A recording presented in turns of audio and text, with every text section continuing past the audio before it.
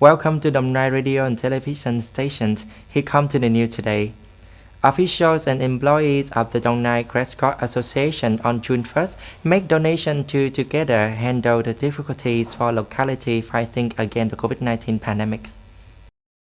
At a fundraising event, the Provincial Red Cross Association collected nearly 2 million VND, according to the Provincial Red Cross Society. Within 5 days from the day the Red Cross Association of Đồng Nai Province issues a call to organizations and individuals to join hands to support the prevention and control of COVID-19 pandemic. In the whole system, the association have mobilized 100 million VND. Immediately after receiving a bulk amount of money, the Provincial Red Cross Association quickly transferred 100 million VND to the Central Vietnam Red Cross Association to donate to two provinces that were heavily damaged by the pandemic, Bắc Giang and Bắc Ninh. Previously, the Red Cross Association of Đồng Nai Province directly transferred 100 million VND to Bắc Ninh and Bắc Giang, each province, to the COVID-19 Pandemic Prevention and Control Fund. The General Department of Taxation says that the budget revenue in the first 5 months of the year increased beyond the same period last year, thanks to the banking, security, real estate, automobile, manufacturing, and assembly industries.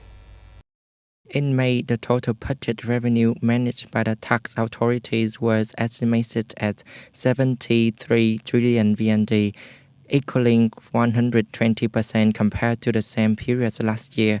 Although the COVID-19 pandemic negatively affected production and business activities as well as people's lives, the budget revenue still increased. Specifically, revenue from the crude oil is estimated at 3,500 billion VND. Domestic revenue were estimated at 69,500 billion VND, equaling 116.7% compared to the same period in 2020. Total accumulated revenue in the past 5 months is estimated at 562,360 billion VND, equal to more than half of the plan assigned by the National Assembly, equal to 112% compared to the same period in 2020. The Civil Aviation Authority of Vietnam have proposed to address the need for overnight parking of the airline as the aircraft operation decrease and the rate of overnight aircraft parking continue to increase due to the COVID-19 pandemic. The Civil Aviation Administration of Vietnam has requested the Airport Corporation of Vietnam to direct Nội Bài Tân Sơn Nhất International Airport and their affiliated airports to urgently work with domestic airlines to determine the need for overnight parking positions of the airlines, develop a plan to allocate and arrange overnight parking positions of airlines at various airports in the airport network to meet the demand for parking spaces during the long pandemic period.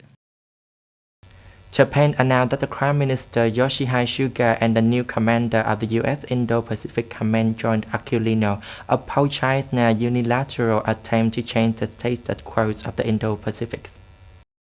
Discussing with the Prime Minister Suga, Mr. Aquilino agreed to strengthening the Japan-U.S. security alliance. The two officials also exchanged views on the latest situation in North Korea and agreed to work slowly in this regard. During his visit to Japan, Aquilino also held a meeting talk with Foreign Minister Toshimitsu Motegi, Defense Minister Nobuo Kishi, and Self-Defense Force Chief of the Staff Gozi Yamazaki.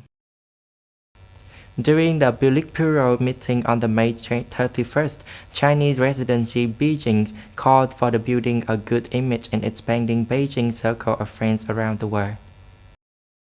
At the heart of President Xi Jinping's call is to improve China's image on the world stage and oppose criticism aimed at Beijing. This is not the first time President Xi Jinping has called on the party member and state media to strengthening China's image in the eyes of the international community. This call comes as tension between the US and China are escalating and the image of China is becoming increasingly negative in many parts of the world.